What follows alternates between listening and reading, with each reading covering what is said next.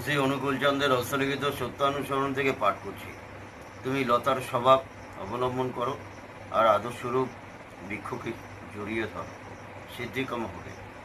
যদি তোমার আদর্শের কথা বলতে আনন্দ, শুনতে আনন্দ, তার চিন্তায় আনন্দ, তার হুকুম পেলে আনন্দ, তার আদরে অনাদরে আনন্দ হয়, তার নামেই হৃদয় উতলে ওঠে, আমি নিশ্চয়ই বলছি তোমার উন্নয়নের জন্য আর ভেবো না।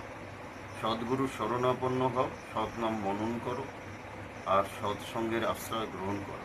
আমি নিশ্চয়ই বলছি তোমার আর তোমার উন্নয়নের জন্য ভাবতে হবে না। তুমি ভক্তিরূপ জল ত্যাগ করে আসক্তিরূপ বালির চড়ায় বহুদূর যেও না।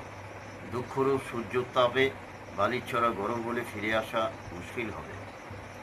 অল্প উত্তপ্ত হতে হতে যদি না ফিরে আসতে পারো, তবে শুকিয়ে মরতে হবে। ভাবমুখী থাকতে চেষ্টা করো, পতিত হবে না, বরং অগ্রসর হতে থাকবে। গুরুমুখী হতে চেষ্টা করো আর মনের অনুসরণ করো না, উন্নতি তোমাকে কিছুতেই ত্যাগ করবে না। বিবেককে অবলম্বন করো আর মনেরই অনুসরণ করো না, উদারতা তোমাকে কখনোই ত্যাগ করবে না। সত্যকে আশ্রয় করো আর অসত্যের অনুগমন করো না, শান্তি